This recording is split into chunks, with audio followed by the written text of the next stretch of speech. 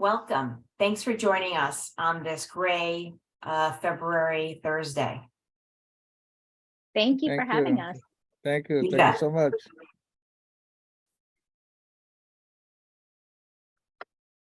Tell us more about Open Doors, if you don't mind. It sounds intriguing. Well, Open Doors is a arts and justice initiative that we started in 2016. Was actually founded by a lady named Jenna Lee Brewster. It started out as a writing workshop, actually. You know, it started out and what happens is that she noticed, as a matter of fact, this is how the story goes, because I came into Open Doors a little later on, but she noticed that that there was nothing for the younger guys to do at Kohler Hospital. So she got the idea to start a program where these guys will have something to do all day long. So anyway, that's how she started Open Doors. She started Open Doors as a poetry workshop. And at that time, Open Doors was doing outreach on gun violence prevention, dangers of gun violence. We used to speak to our kids all across the city. But that kind of shifted. That shifted in 2020 when COVID came. Right? When COVID hit this nursing home, we shifted to become advocates for nursing home residents, because we were put in a situation here where we were actually literally fighting for our life. Right, we were in a very dangerous situation here. So we shifted from gun violence to become nursing home advocates. You know, so that's like a voice of the voiceless, so to speak. And that's how we actually started Nursing Home Lives Matter. You know, it was founded by our co-director, Vincent Pierce, because it seemed to us at that time that our lives didn't really matter. And I have to say that Open Doors has made little changes in here, small baby steps that we're taking in here. But I think we're getting to a place where we want to be, you know, and it's having more of a voice, and also enabling other people to have a voice, which is the whole concept of Nursing Home Lives Matter. So yeah, I don't know how much more I can tell you about Open Doors. It is I see that Francine has joined us. Oh, she has, good. Yes. Yes, Francine, welcome. I'm here. Thank you. Thank you for having me. Of course. How Peter was just telling us about Open Doors. What is your role in Open Doors? I'm one of the members, and I'm a reality poet. And we just work together as a family, trying to make the lives of the rest of the residents that can't speak for themselves have a voice here. Well, thank you for giving them a voice. And Kohler is it on Roosevelt Island in Manhattan? Yes. Just off of Manhattan? It is, okay. How many residents live in Kohler, Peter? There are 500. Five, yeah, but it's about 500. Okay, all right. Miko Cook is also a guest here today. She is part of the Open Doors team that we are highlighting today. Miko, tell us a little bit about what your role is at Open Doors. Hi, everyone. Thank you guys for having us on and speaking with us. So my role at Open Doors, I was introduced to this organization in the summer of 2020 when the co-director Vince Pierce of Open Doors, who is a reality poet and also a resident at Kohler, testified before the New York State hearing for the joint Senate and Assembly on residential healthcare and COVID-19. Since that time, it's kind of, I went one way and he was doing the work in Kohler, and then we circled back and met up and kind of joined forces. And now the work that we're doing is one of the most amazing things in terms of advocacy that the reality poets did for themselves is when they saw what was going on in COVID, they began filming what was happening behind the closed doors.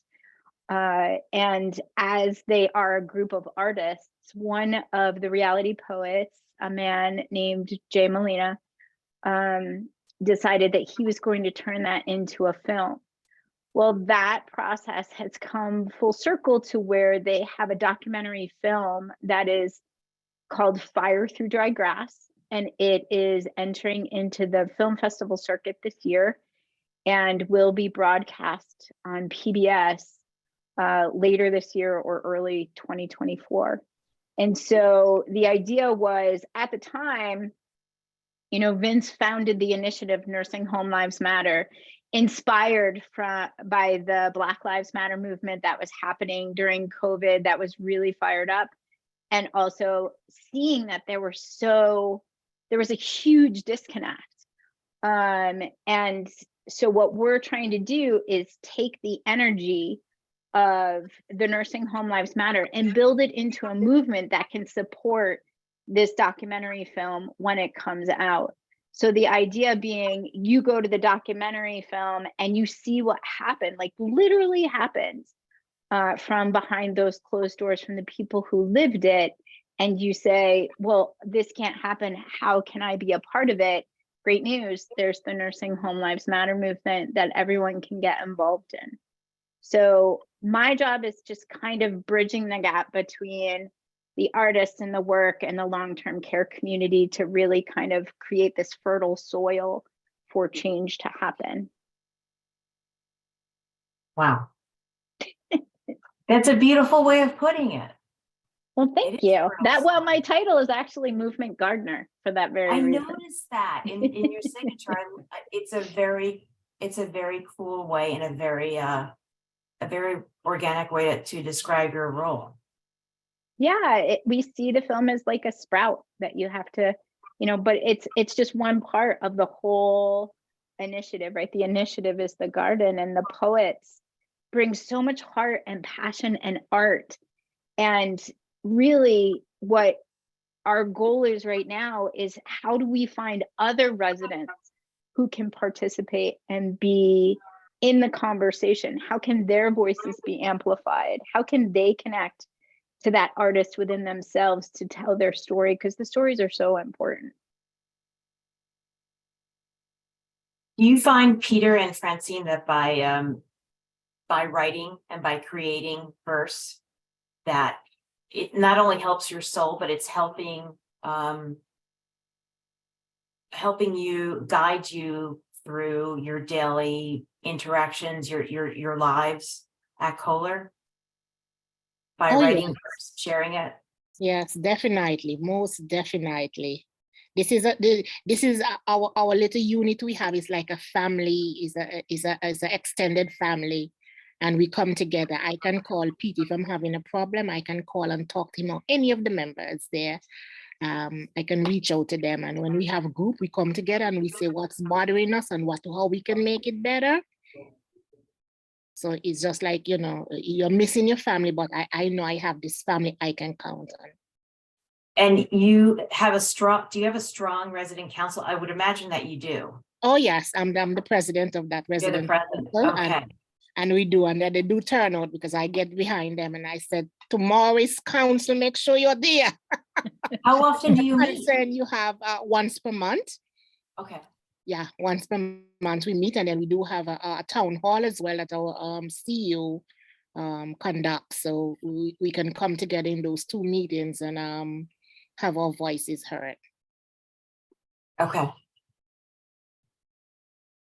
right, one second. We're having a little bit of a. Okay. Francine, for such a large community, are you, and you have a, it sounds like a strong council, of course, if you have a strong resident council president, you should Yeah. have a strong resident council. Do you meet in person or via Zoom? Or We how- meet in person. We meet in person. In-person meetings, and the residents do come out and join the meeting. What are some of the successes at Kohler that your resident council can share with us? Well, we are fighting for the food to be better. That's our number one thing. We're really fighting with the so this food can be better for us. And just whatever you have on the unit. It could be simple as housekeeping. My paper roll, I have to always ask to get the paper roll changed, or my room has not been mopped, the sink has not been cleaned. These are things that we bring to council. And then after that, we do invite.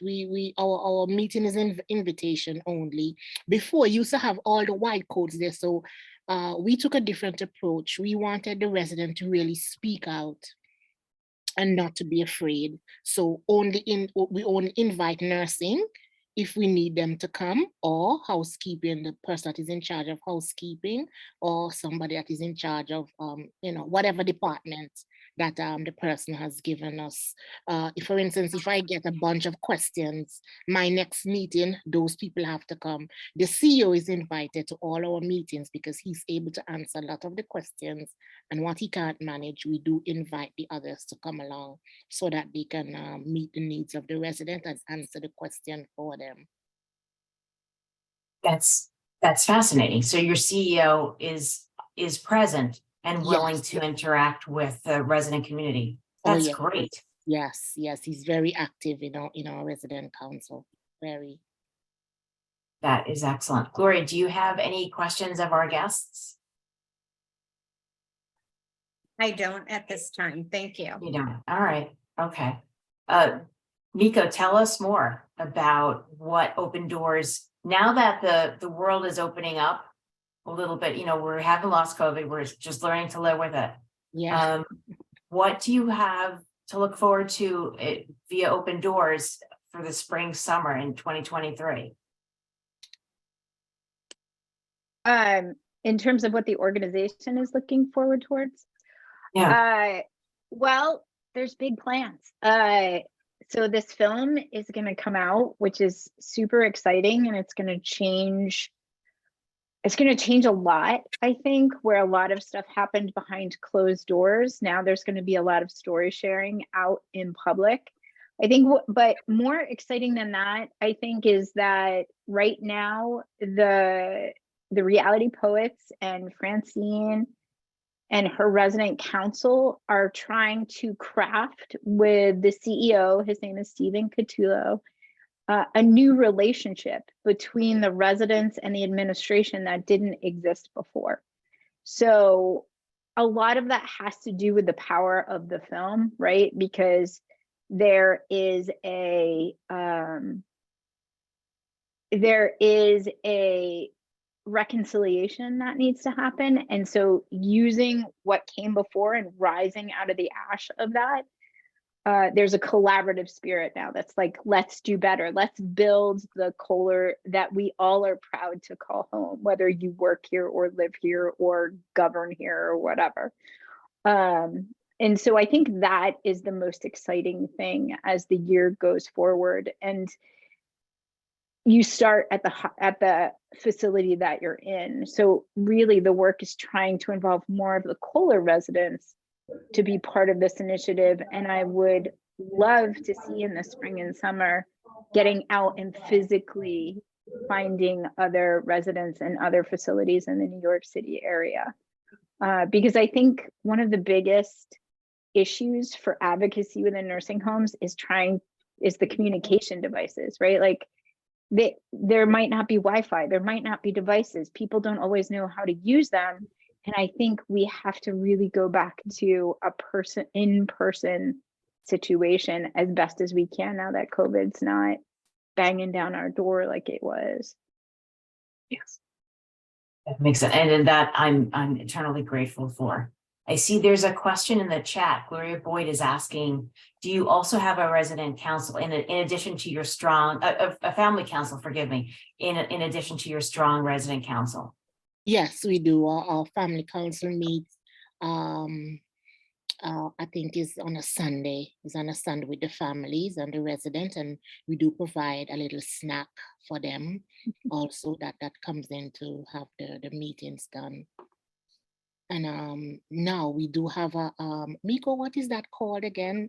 When you have the family that comes in that could stay with their relatives and provide care. Oh, compassionate caregiver. Yes. Oh, So we okay. have compassionate caregiver now going on. So you know, because of COVID, we were closed on here for over 400 and odd days. Lockdown in here was unable to come out. Our families was unable to come in. So now we're moving beyond that point by having families coming in now, and they're able to sit with their relatives or do stuff for them like they would normally do at home. So we're trying to make all this rapport and all this communication better for our residents. So besides the family council being able to be on the grounds and visiting their relatives, how else could you say that the family council has helped the residents? Well, just by voicing their complaints. Voicing their complaints of whatever is happening with them, whatever they're not getting on their trays, whatever. Yeah, as I said, from housekeeping to nursing, you know, somebody might say, I didn't get change the way I wanted to get change. And our Miss Pascal is at this meeting, our chief nursing, she's there to hear, and then she will go back, bring back that to her staff in their daily huddles. They have daily huddles, and whatever we voice, they go over them and then they try to make it better. So when she comes to the next meeting, she's able to say, I did have a training session, I did have this or I did have that, and we're trying to make it better. So we are getting answers. We are getting, people are not being left in beds. We had complaints that people are left in beds when they have to see their families and all of this, and this we don't want. We are going forward. We don't want to go back. We are going forward. So our different needs are being met. And this we are happy for. We are getting results. Okay. Especially our CEO is concerned. He tries to push whatever we ask him. He goes above and beyond and try to get it in place for us. So we are going places. I would say it's worth mentioning about the Kohler Task Force and what happens when you have an issue that's escalated and not addressed, and then you bring it to the Kohler Task Force. And maybe Pete, you can talk about what is the Kohler Task Force Yeah. and how it was formed. Absolutely. I just want to back up a little bit and mention one other important thing that's coming up for Open Doors, and that's our yearly vigil. We have a vigil every year that will memorialize the people that have passed on, you know. So, and we're hoping this year to get a lot more voices from other nursing homes in this one. So, yeah, the task force was formed during those really bad times, the first wave of COVID. It was actually a joint effort between Kohler residents and the Roosevelt Island residents, because when the residents of Roosevelt Island heard all the stuff that was going on in here, you know, and administration, of course, was lying about it, you know. That's when we got in touch with our local politicians with their voices and our voices. And I have to say that Gail Brewer at the time was our borough president, was very instrumental in getting the task force formed. So in the task force, we have the meetings once a month, and we usually have representatives from different politician's office or local politicians from the council district, the borough president's office, our local Congress, also from HSC, and of course our CEO, Stephen Catullo, is usually there. And this is where the accountability takes place. This is where people are held accountable, you know, for their actions, you know, what's supposed to be done, or hasn't been done, you know, so I think the task force was a, and I think that's so unique for Kohler, for us, because I don't think there's any other nursing home that has a task force. And I personally would love to see every nursing home has a task force. You know, I would love to see that, you know, because that's to me right there is real accountability. You know, because now you're talking to people who can actually make change. You know, people who are in that meeting that can actually make change or help you make change anyway. Which of course is our local politicians. Yeah. I think you're muted.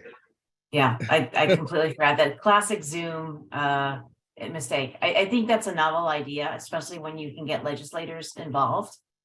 I would love to see that happen in more nursing homes, actually in all the long-term care homes. I try not to use the word facilities. It's a really hard word. Gloria Boyd asks in the chat, she said, how did you reach out to the families to establish this council? So Gloria, are you talking about the resident council or the family council? Sure. And then also Sharon had asked, do you have ombudsman come to your meetings? Resident The resident council, okay. We did in the past, not since COVID. Not since COVID. We're yet to have somebody come back, but we used to have our ombudsman come to all of our resident council. And the family council, the head of social work, she reached out to the families, and she's also present at the family council. Wow, okay. That's so, and you have a good relationship with your social worker, Yes. the head of social work directors, okay. Yes. And she's advocating for the residents. For the residents, yes, yes. And she also shows up. She's here on whichever Sunday it is, she's also present. Okay, and so how does it work? You're finding because you have all of these councils and the task force in place, you're finding it easier and things are getting better? Yes, oh yes, So definitely. it's almost like you're controlling the ship, you're controlling the destiny, if you will, of Kohler, right? Yeah, we taking want more, but direction. we're taking baby steps. We Taking still want baby more, but steps. we're taking baby steps, and we know we can reach there. We can reach. Okay. If everybody's on board, we can reach there. Yeah, I Unity, think one strength. of the big accomplishments we made also is to have our CEO work with us, you know, to Yes. collaborate with us, especially with the Nursing Home Lives Matter movement, you know, to have him on board with us, you know, I think that's really huge, you know. So. Not only is your CEO listening to you, but he wants to listen to you. He wants to Yes. know what you're Absolutely. saying. Yeah. Absolutely. Interested in what you have to say and your contributions. Yes, because Um, I think his vision and ours are almost the same, because when I was actually one of the interviewees that interviewed him for the job, right? They had the residents interview him for the job. And it seems to me like his vision and ours is not too much different. You know, because it was one of the questions that I did ask him, you know, what is your vision for Kohler? You know, how do you plan to make this better, you know? And his vision was almost like ours, you know. Actually, we would love to see Kohler become like a model nursing home, a nursing home that other nursing homes are want to be like, or can be like, you know. And this is what the Nursing Home Lives Matter movement is all about, amplifying voices. One of the things we loved about him, he has coffee social on a monthly basis when he started first, to get to know all the residents, because he wanted to know everybody. And he told us, email me anytime, day or night, meet me in the hallway, stop me, ask me a question. So we do have a good rapport with him. So that is awesome. So he sits with us, have coffee with us, has tea with us. So it's a good way. Yeah, he's a human being. he's very, very involved with the patients, you know. I think it's also worth noting, he is not the CEO who was the CEO during COVID. COVID. Yeah. So That's right. Yeah, That's an absolutely. important key point. Yeah, I'm glad you brought that up, Miko, yeah. This past Yeah, January made him a year that he's with us now. yeah, Yeah. And I also think it's worth noting that I feel like the fact that you all took charge of advocating for yourselves and loudly so and never backed down and created this film really was the beginning of holding people accountable for what was happening. And that's where it began and has to begin on, so I'm glad you have a better CEO now and that there is room for a new relationship to be born, which I really hope is the model for others going forward. It's also worth noting that this is a public facility. So this is a city-owned and run hospital and nursing facility. This isn't a private-owned or corporation-owned nursing home. This sounds like you took basically not a good situation and you, because by dint of getting a new CEO and making sure that you were part of the decision-making and obtaining that CEO, that you have made it better for all the residents there and the families as well. How, if you could give advice to other family members that are on this Zoom right now, because there are many, how would you recommend that we, how can we help this thing, make this kind of change happen at our own nursing homes and long-term care homes? Is there any advice that you can give us? I would tell them to keep letting your voices be heard. Step up, because during the time that when we first started this, a lot of people were scared of retaliation, but then when it came, we found out, like one of our great presidents once said, there was nothing to fear but fear itself, and I just want people to just step forward, keep speaking up, reach out to other organizations, reach out to Open Doors, just do whatever it is that you have to do to make whatever wrong right. Especially when it comes to your loved ones, they shouldn't be treated differently. They shouldn't be treated less than a human being. Everybody deserves that respect, to be treated with that dignity and to be given the best quality care that's humanly possible. They should not have to settle for less than that. So my advice to them is just keep stepping up. Don't let nobody push you back. Keep stepping up, and believe me, something will give. And like I said, reach out to other organizations. If you need help, you can always reach out to Open Doors. We're here for that. Really? Okay. You With words of encouragement and some advice, that is something that a lot of people could use, to be quite honest with you. That's good. Yeah. And does the family councils and resident councils work together at all for your common goal? Not really. The family, we just want them to come together and know that they can ask questions with the social worker being there, and the family, just have a good time. And it's a nice little tea time or coffee time where they have some lunch, where they could sit and really talk one-on-one and find out things that they want to know about their loved ones. So it's just always good to speak up. We're at that place where we are not keeping silent anymore. We are being loud. We are getting louder and louder, because we want them to really hear us, and they are hearing us.